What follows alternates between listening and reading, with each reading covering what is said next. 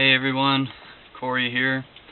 Today we're gonna try to finish reading this book, Mental Chemistry. We're on chapter 14. I believe it was 19 chapters, so we have about 5 left to go. There's 19 chapters, so it's about 50 more pages, not too much longer. We're on page 143. If you made it this far with me, I want to thank you and congratulate you because you are taking the initiative of learning some information to not only better yourself, but in turn it's going to better everyone around you, because we're all here for each other and we're all connected in a way more grander than what most of us could really wrap our heads around, because God works in mysterious ways and He has a funny way of making everything work out. So with that being said, chapter 14, Suggestion. Mr. C. Harry Brooks tells of a very interesting and instructive visit to the clinic of Dr. Emile Coué in a book entitled The Practice of Autosuggestion. Emile Coué, before we continue on, Emile Coué was a doctor.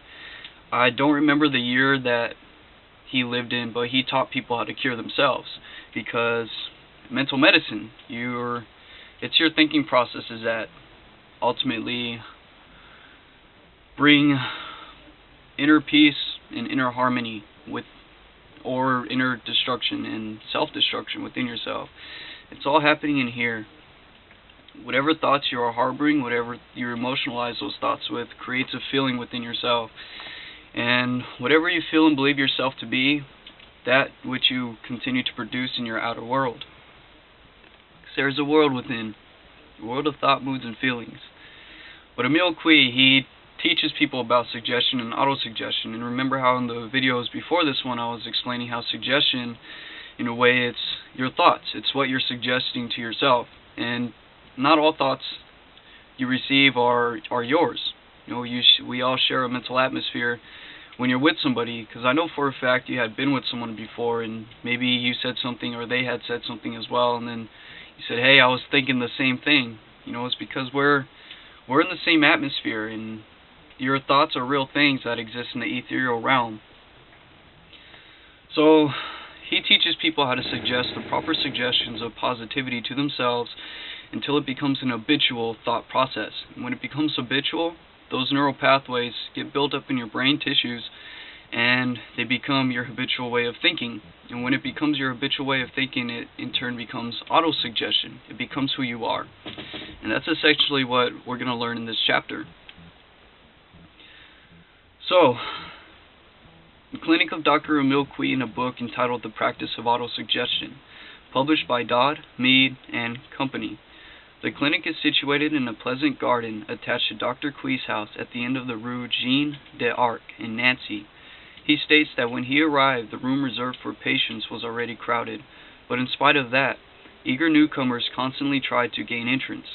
The window sills on the ground floor were beset, and a dense knot had formed in the door. The patients had occupied every available seat and were sitting on camp stools and folding chairs. He then tells of a man remarkable cures, which Dr. Emile Coué proceeded to effect by no other means than suggestion to patient that the power of healing lies within the patient himself.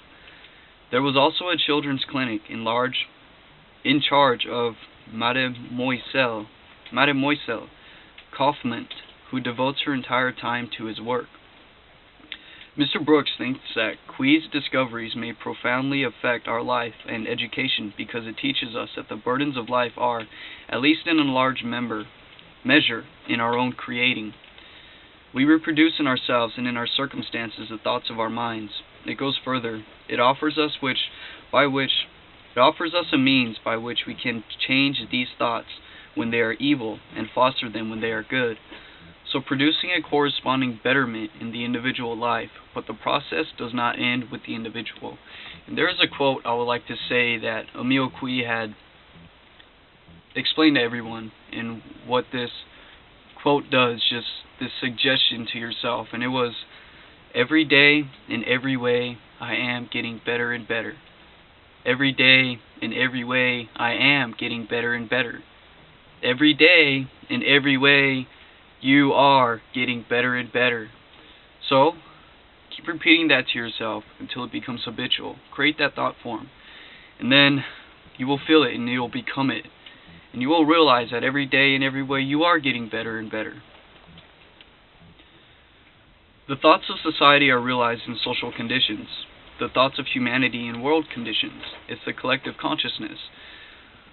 What would be the attitude towards our social and international problems of a generation nurtured from infancy in the knowledge and practice of autosuggestion? If each person found happiness in his heart, would the illusory greed for possessions survive? The acceptance of autosuggestion entails a change of attitude, a revolution of life. If we stand with our faces westward, we see nothing but clouds and darkness. Yet by a simple turn of a head, we bring the wide panorama in the sunrise into view. The New York Times, under date of August 6, 1922, published an excellent likeness of Emile Coué and a review of his work by Van Buren Thorne, M.D. He says that the keynote to the system of treatment of mental and physical ills, devised and elaborated by Emile Coué of Nancy, France, can be described in a single paragraph. The individual is possessed of two minds, called the conscious and the unconscious. The latter is referred to by some psychologists as the subconscious mind. It is literally the humble and obedient servant of the conscious mind. There is one thing that I would like to explain to you guys about that. The subconscious mind should not be seen as a servant or obedient of the conscious mind, but as a lover. Because the subconscious mind is the womb of creation, and the conscious mind is the planter in the gardens. So, the subconscious mind responds better to persuasion rather than command. It's something I'll go over with you guys later when I start talking and reading books by Neville Goddard. This man was a genius.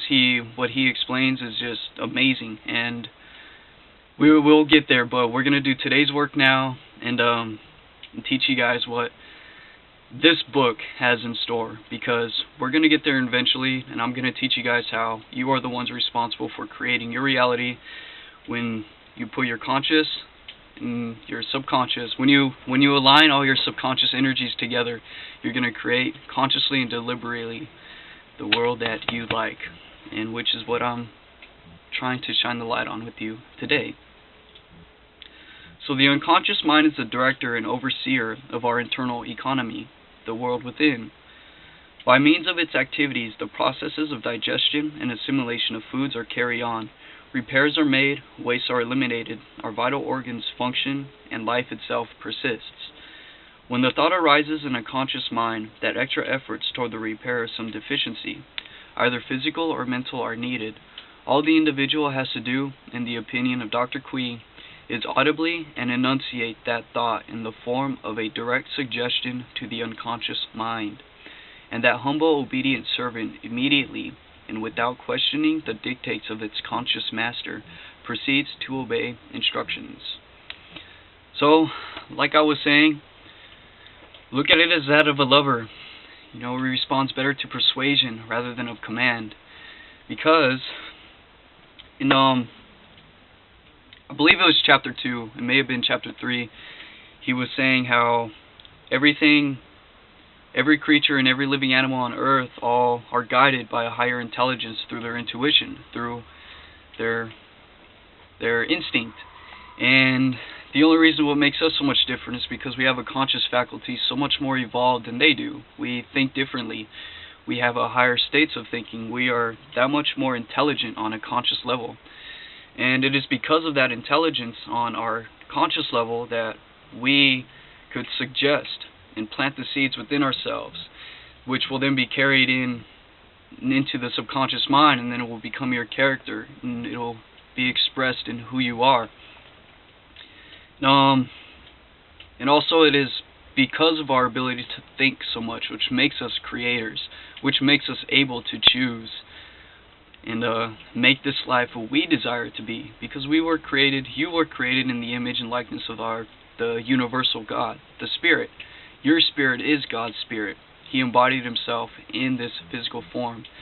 The only difference is you are also connected to this body, this creature.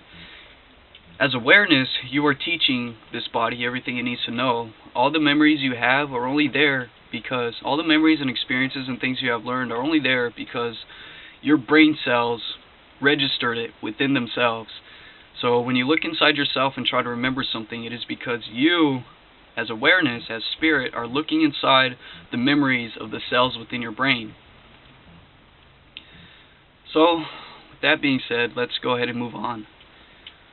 Dr. Cui, Mr. Brooks, and large numbers of persons of repute in France, England, and elsewhere in Europe have declared that the results in many cases under their direct observations have been nothing short of marvelous. Those who have not witnessed the benefits of this form of treatment hence may incline to be skeptical, which skeptical means they may not believe it. And I strongly encourage you to practice this stuff and see for yourself, because personal experience is a lot more convincing than anything that could ever be told to you. Are more likely to give attention to what follows when they are informed of three facts regarding the Nancy practice. First, Dr. Cui has never accepted a penny for his treatments in the many years of his ministration. Second, he is in the habit of explaining to his patients that he possesses no healing powers. He never healed a person in his life, and that they must find the instruments of their own well-being in themselves. Third, that any individual can treat himself without consulting any other person. And there is another thing that I would like to... Well, actually, you know what? I'm going to say that for another time, because it is a topic that is something totally different. It is about the master metaphysician, the greatest teacher that ever lived, which is Jesus the Christ, the Messiah. And, I will be going over who he was. You know, he was a man just like we are. He was in the same here and now like we are. The only difference is that he was aware of his place in the universe, his connection with God, and that's what he tried to teach people. Okay, so it may be added that a child who is capable of comprehending the fact of the conscious and the subconscious mind, and is competent to issue orders from one to another, is quite capable of self-administration of the treatment. For what man knoweth the things of a man, save the spirit of the man which is in him? Mr. Brooks quotes from 1 Corinthians for his title page. Doubtless this was selected as an apt biblical reference to the existence of the conscious and unconscious minds, but neither the treatment nor this book about it dwells at length upon any possible religious significance of the methods employed or the results obtained. The single thing that has contributed largely to the recent rapid spread of knowledge concerning Mr. Cui's method of practice at Nancy is his insistence upon the benefits to be derived from the frequent repetition of this formula. Day by day, in every way, I am getting better and better. As I remarked, no great stress is laid upon the religious significance of his alleged cures.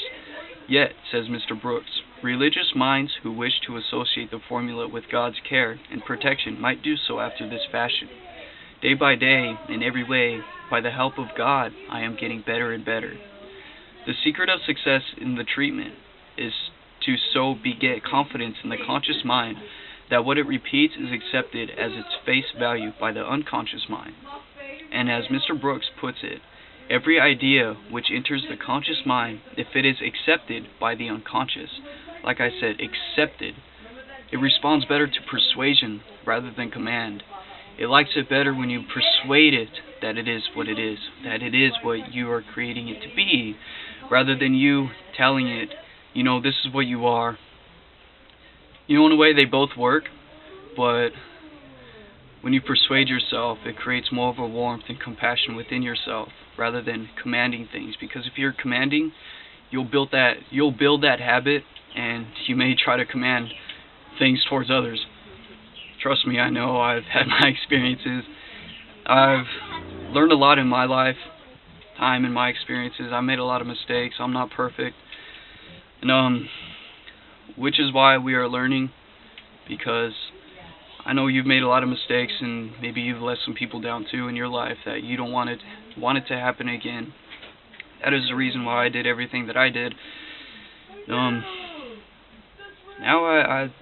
God told me that now it's time to share this with you. Um, it's amazing how everything comes in full circle. Okay, so every idea that enters the conscious mind, if it is accepted by the unconscious, is transformed by it into a reality and forms henceforth a permanent element in our life. It becomes your character. It becomes who you are. But let us see how this book came to be written, and then watch Dr. Quee at work. Mr. Brooks is an Englishman who became interested in Dr. Quee's work at Nancy and went there to observe it at the first hand. In his foreword to the volume, Dr. Quee says that Mr. Brooks visited him for several weeks last summer, and that he was the first Englishman who came to Nancy with the express purpose of studying methods of conscious autosuggestion. He attended Dr. Quee's consultations and obtained a full mastery of the method. Then, hold on you guys, give me a minute.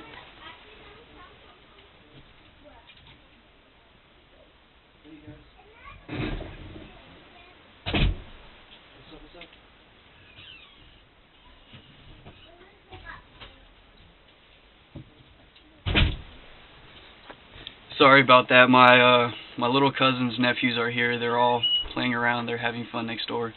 Don't mind the noise. Try to stay focused with me, because this is great information. And yeah, with that being said, let's continue. Oh, and if you want to know what I'm listening to my alpha waves.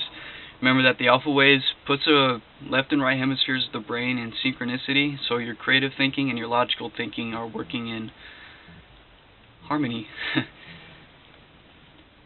So, let's start with this paragraph again. Dr. Brooks is an Englishman who became interested in Dr. Quee's work at Nancy and went there to observe it at first hand. In his foreword to the volume, Dr. Quee says that Mr. Brooks visited him for several weeks last summer, and that he was the first Englishman who came to Nancy with the express purpose of studying methods of conscious autosuggestion. He attended Dr. Quee's consultations and obtained a full mastery of the method. Then the two men threshed out a great deal of the theory in which the treatment rests. Dr. Quee says that Mr. Brooks skillfully seized on the essentials, and he has put them forward in the volume in a manner that seems to him both simple and clear. It is a method, says Dr. Quee, which everyone should follow, the sick to obtain healing, the healthy to prevent coming of disease in the future. By its practice we can ensure for ourselves, all our lives long, an excellent state of health, both of the mind and of the body. Now let us enter Dr. Quee's clinic with Mr. Brooks. Back of the house there is a pleasant garden with flowers, strawberry beds, and laden fruit trees. Groups of patients occupy the garden seats. There are two brick buildings, the waiting and consultation rooms. These are crowded with patients, men, women, and children. Quee tells him that he is going to get better, and adds, "You have been sowing bad seeds in your unconscious. Now you will sow good seeds. The power by which you have produced such ill effects will in the future produce equally good ones." "Madam," he tells a woman who breaks into a torrent of complaint, "you think too much about your ailments, and in thinking of them you create fresh ones." He tells a girl with headaches, a youth with inflamed eyes, and a laborer with varicose veins, that autosuggestion should bring complete relief. He comes to a neuroaesthetic girl who is making her third visit to the clinic and who has been practicing the method at home for 10 years. She says she is getting better. She can now eat heartily, sleep soundly, and is beginning to enjoy life. A big peasant, formerly a blacksmith, next engages his attention. He says that he is not able to rise his right arm above the level of his shoulder for nearly 10 years. Quee predicts a complete cure. For 40 minutes he keeps on with the interrogation of his patients. Then he pays attention. I'm sorry, you guys. I need to slow down. Then he pays attention to those who have come to tell him of the benefits they have received.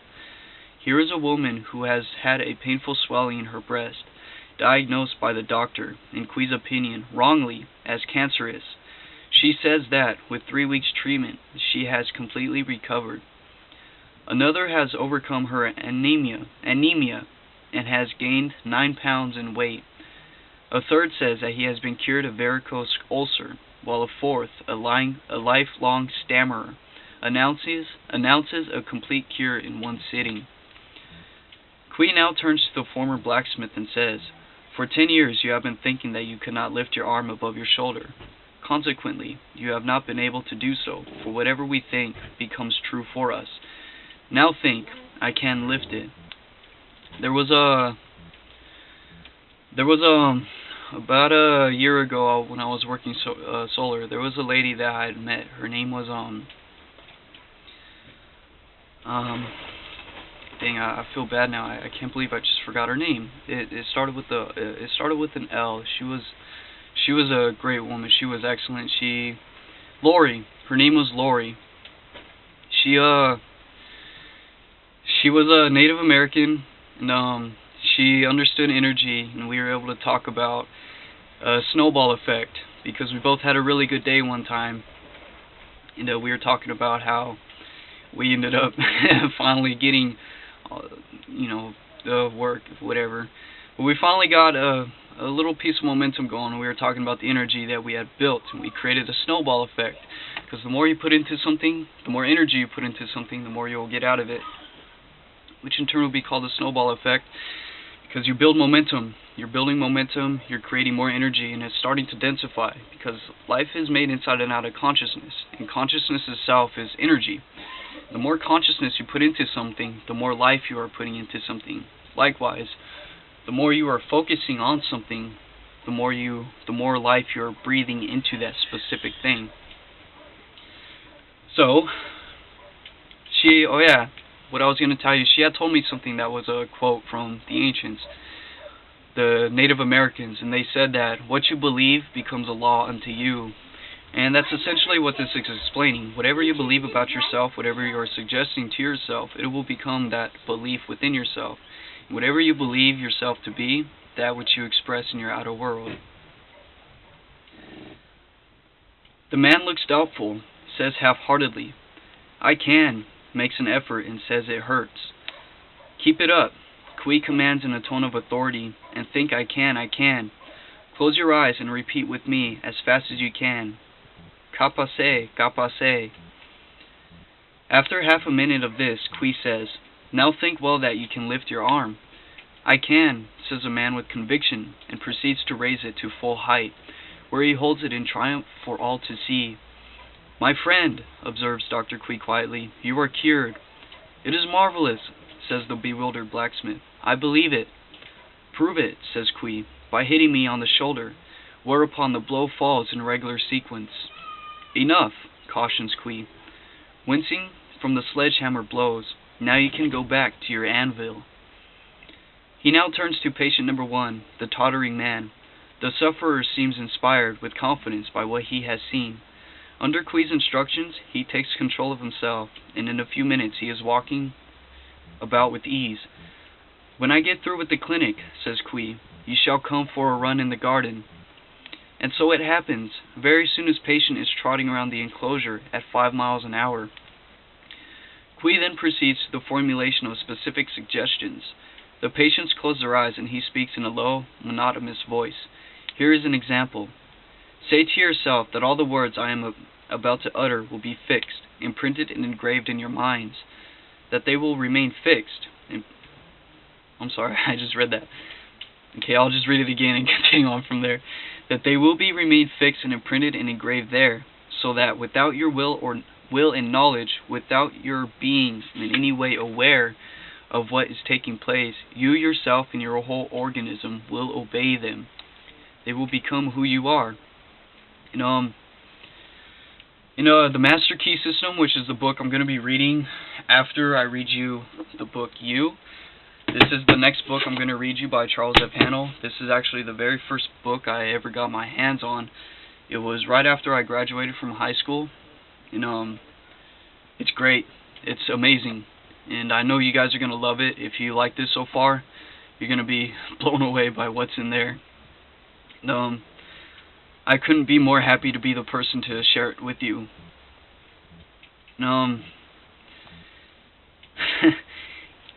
Okay. So I tell you first that every day, 3 times. Oh wait, I was gonna tell you something about the master key system. The whole organism will obey it. It becomes who you are, and when it becomes habitual, then the conscious part of the mind then could move on to do other things and learn more and suggest more to the subconscious to create more of the character that you want to be. It's amazing. It's amazing how you work. It's amazing how we work. And this was what was never taught to us. You know, they don't want you to know this stuff because, well, you guys already know how society is. Just go look out your window and, you know, it speaks for itself. But all that's about to change, and this is how we're going to do it, by education. Education is key. Not schooling, but education. All those people that changed the world, they didn't even finish school. I mean, was it Henry Ford dropped out of high school? Andrew Carnegie, I believe he didn't even go to school. But he became the wealthiest man in the world by using specific principles that he taught to Napoleon Hill, which I may read you the book Think and Grow Rich. Yeah, you know what? I will read you that book, Think and Grow Rich. It's going to be in another series. And that is a book that Bob Proctor always talks about. And that is essentially the book that got Bob Proctor to where he is. And, okay, with all that being said, let's go on and continue. I will tell you first that every day, 3 times a day, morning, noon, and evening, at meal times, you will be hungry. That is to say, you will feel that pleasant sensation which makes us think and say, "How I should like something to eat." You will then eat with excellent appetite, enjoying your food, but you will never eat too much. You will eat the right amount, neither too much or too little, and you will know intuitively when you are sufficient. You will masticate your food thoroughly, transforming it into smooth paste before swallowing it. And what masticate means is, for you guys that don't know, is the breakdowns of food by your salival glands before swallowing it, and that's when the digestive process takes place. And I will be going over the digestive process with you guys for my NASM book. And like I said, that's going to be for another video. We're going to do today's work now. In these conditions, you will digest it well, and so feel no discomfort of any kind, either in the stomach or in the intestines. Assimilation will be perfectly performed, and your organism will make the best possible use of the food to create blood, muscle, strength, energy, in a word, life. They, Dr. Quee and MLEE Kaufman says, Mr. Brooks, have placed not only their private means, but their whole life at the service of others. Neither ever accepts a penny piece for the treatments they give, but I have never seen Quee refuse to give a treatment at however awkward an hour the subject may have asked it. The fame of the school has now spread to all parts, not only France, but of Europe and America. Quee's work has assumed such proportions that his time is taken up often to the extent of 15 or 16 hours a day. He is a living monument of the efficacy of induced autosuggestion. In regeneration, Mr. Weltmer says, the last battle in which the race is engaged is now on. It is not a battle of cannon and sword, but it is a conflict of ideas. It is not going to be destructive, but constructive. It will not be a destroying warfare, but a fulfilling. It will not promote discord, but will ensure harmony. It will not knit the human family together in combinations and associations, lodges and congregations, but will individualize the race, and each person will stand alone, recognizing within himself all the potentialities that exist, recognizing within himself all the divine principles, constituting a part of the perfect whole. Now there's a quote that, actually it's a Bible verse, I don't remember what it came from, but again, when I was working solar, I had met these people on the street, and they were going door to door like I was, knocking on doors, trying to get people to come to their church. And I met these people. They gave me their Bible, and it's very funny because that same week I had gotten 3 Bibles. And in the last year I'd actually gotten 5 Bibles. Just a couple days ago I found another one up at the park. But there was a quote that he said that man shall not wage by wars and blood, but by spiritual wickedness and principalities. And these principles are thought principles. You know, it is the mind. It is the mind that they are after. It is our minds that they are after. And Thoth the Atlantean, an Egyptian priest king, he talks about the mind space of man. They reached out with their black magic into the mind space of men and enshrouded their souls with darkness. I will be reading the Emerald Tablets by Thoth the Atlantean to you when in time, today's work, but I just wanted to share that with you guys really quick to let you guys know that that is out there, and you will be learning it sooner or later. We will get there, but in time, it takes time. It's right now. You need to learn this. We need to learn this. When man sees himself thus, he will see the kingdom within. It is not only within him only, but within all men. We must assume that the power to do, to act, or to perform the work we give our minds to do exists in the mind. But before we entrust the mind with this work, we must have a clear conception of what is to be done. In order to regenerate the body, we must conclude or assume to be true that the power to generate life and health is in us. We must know where it is generated and how to generate it. And that essentially is what I explained to you guys with all the chakra systems, because the chakra systems are the powerhouses of the subconscious mind. If you could learn to harness these energy systems within you and to bring them all into congruence and line them all up, you will be able to create and create the life that you have been dreaming of this whole time, because we all deserve to have our dreams become a reality. What I want for myself, I want for all. Could we but comprehend it, could the veil of ignorance that enshrouds us be lifted, and we all be allowed to look into the storehouse of knowledge, such as the prophet or seer was allowed to look upon, could we but climb where Moses stood and view the landscape over, could we experience what Paul did during the time when he says, I know not whether I was the body or out of my... I know not whether I was in the body or out of the body. We would be able to comprehend what he means when he says, Eye hath not seen, nor ear heard, nor hath it entered unto the heart of man, the glory that shall be revealed in us. The brain is the organ through which we communicate our thoughts to other organs in our bodies, and receives impressions from the outside through the mediums of the senses. It is the nervous system of the body which controls and communicates with all the other systems of the body. It is the nervous system which is able to determine what your muscles are feeling, what your mechanoreceptors are receiving. And like I said, we will be explaining all this in later chapters. Just stick with me now, and I promise you, you will get to where you want to go. You will become who you want to be, because you are a creator.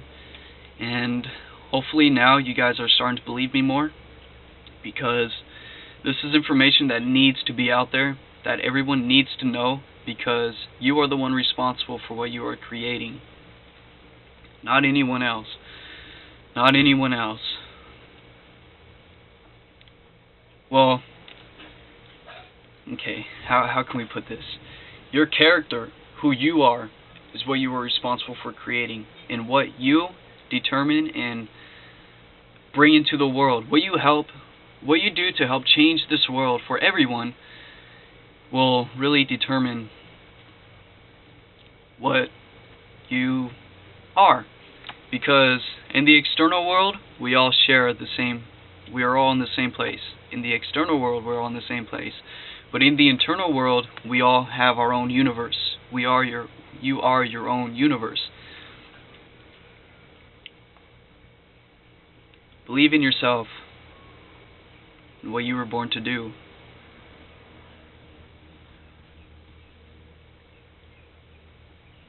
Okay, the brain is an organ. I'll go ahead and just reread that paragraph. The brain is an organ through which we communicate our thoughts to other organs in our bodies and receive impression from the outside through the mediums of the senses. Great men have by great thoughts developed a finer quality of brain than others.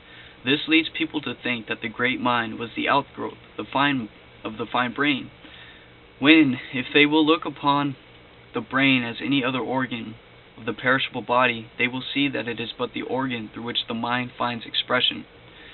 The brain is not who you are. A lot of people think that they are their body, but you are not your body. You create your body. All these cells within your body are an expression of what you built them to be. You know, if the brain is cerebral, spinal cortex is the organ of the conscious. So whatever you think determines the structure and function of your brain. And the foods you eat, the nutrition you have, will determine the growth of your cells and the intelligence and health that they have to move and do the works within themselves to keep the body in a state of harmony. So, all attainment come in their regular order, as orderly as the movements of the sun and planets. First we desire, second we believe, third we try the belief, and fourth we have knowledge. We entertain a belief, and the belief comes into our minds and controls us. A man in the throes of poverty can throw off the shackles if he can add to his belief. A suggestion, to be a controlling influence, must be a positive suggestion left undisturbed. It must be regarded by the person entertaining it as a fixture in his life, not subject to change or modification. Still another method of making an application of the principle of suggestion is described by Mr. J.R. Seward of Hamilton, Mont. He says, "I am a man 36 years of age and have a family, and they rejoice with me, and I am free from the use of tobacco. I chewed, or rather ate the weed, for 15 years. Didn't mean to form the habit when I started it, but thought that it was conducive to my growth from youth to manhood. After the habit had grown on me for several years unresisted, I discovered that I was on the grip of a slowly but surely growing octopus that had me freely within its embrace, and I was helpless to release myself. I had followed carpenter and woodwork for trade, and all woodworkers know that there is something about lumber that makes a man want to use tobacco. When I got so that I had to chew all the time, and the strongest I could get, and then was not satisfied, I began to wonder where I was headed for. Slowly the idea that I was a slave to the weed dawned on me, and I began to think about cutting down on it, or out altogether. I will now explain to you in a way in which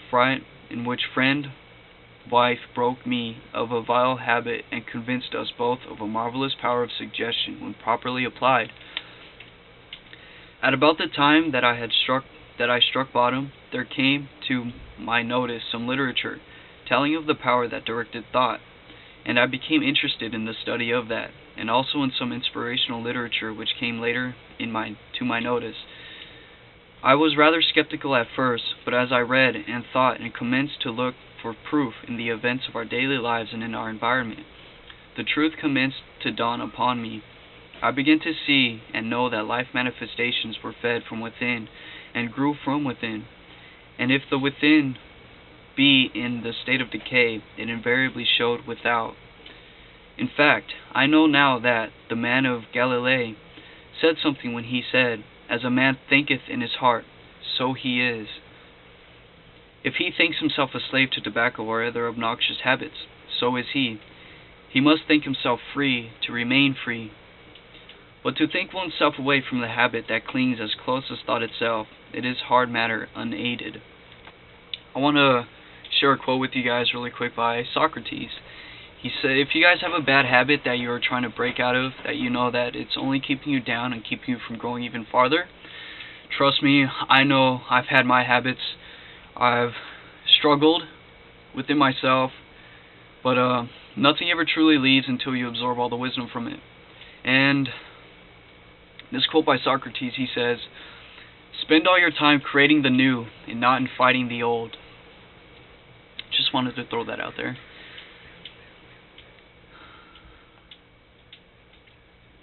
At the time we tried suggestion for the elimination of my tobacco habit, I slept in one bedroom with one of the children, and wife slept in another bedroom with our then youngest boy, about 8 months old.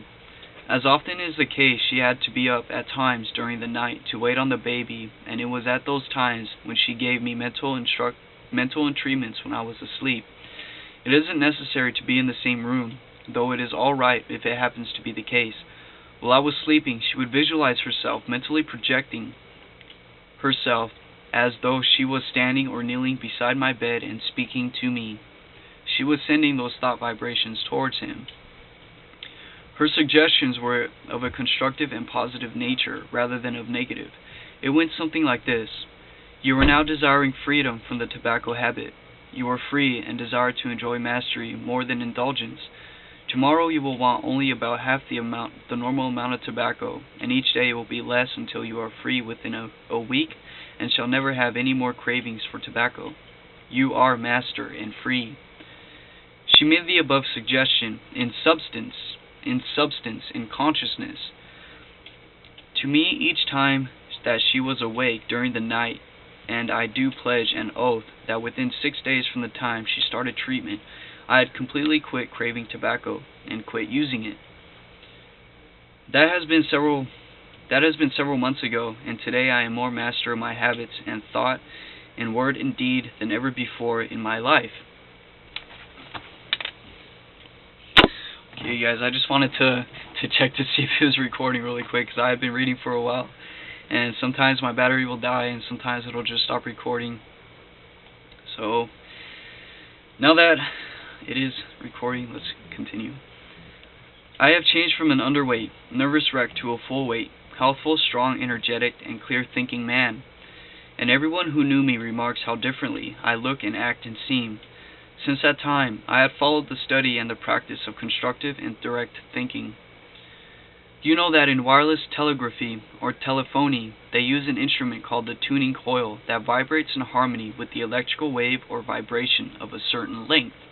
That is how you receive radio stations. These telephony, these instruments called tuning coil, they vibrate at specific frequencies, and other tuning coils receive them. So likewise how you work. It is in tune with that particular tune of wave, and consequently they are in harmony and allow the vibration to go on to the other receiving instrument unhindered. Yet there may be other wireless vibrations of a higher or lower tune or key passing at the same time, yet only those in harmony are registered by the receiver. Now our minds are just about the same way, only we regulate our tuning coil by our willpower. We can tune our minds to low vibration thoughts, such as animal impulses of nature, or we can tune them to thoughts of an educational or mental nature. Or we can, after some qualifications are met, tune ourselves to receive purely spiritual thought vibrations. This power constitutes the divine power that is given to man, the divine power that is hidden within you. Of course, you will readily see that there never was a primitive hut or modern mansion built without the application of this principle of directed constructive thinking and visualization. The backbone of salesmanship of all kinds of the understanding and skillful use of suggestion. When cleverly used, it tends to relax one's conscious attention and warm up, quicken to the desire, until a favorable response is gained. Window displays and counter displays, as well as illustrated advertising, all rely on the power to drive a suggestion into the very center of desire, where it grows to the point of action, if in harmony with the thought vibrations of the desire. If the desire does not recognize or is not in harmony with the suggestion, it is as seed that has fallen upon stony ground, and is without harvest of action. Thought and action do produce material results, as is easily verified in the builder and his plans, the dressmaker and her pattern, or the school of its product, all in harmony with the leading constructive thought. The quality of thought determines all measure of success in life. All truly wise thoughts have been thought already thousands of times, but to make them truly ours, we must think them over and over again, honestly, till they take root in our personal expression. Goethe. Now that is the end of chapter 14 on suggestion. I hope you guys enjoyed that chapter. If you guys like these videos, please subscribe. I will be uploading these videos for you. And if you love what we're going over here, and if you learn anything about yourself, I know my work is being done. And I know that I am doing my part, and God is doing the rest. And He is bringing this information to those of you who are looking for it. And I hope you take the time to keep watching, because I love you guys, and I'm doing this for you. And I'll see you in a minute. We're about to go over chapter 15 on psychoanalysis.